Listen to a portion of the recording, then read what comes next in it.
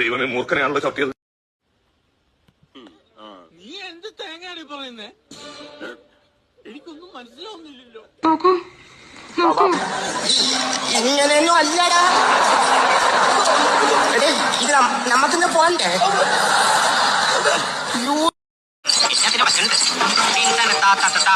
മോളിലേക്ക് മാങ്ങവറി, താഴേക്ക് ചെളികുത്ത്, മാങ്ങവറി ചെളികുത്ത്, മാങ്ങവറി ചെളികുത്താവും.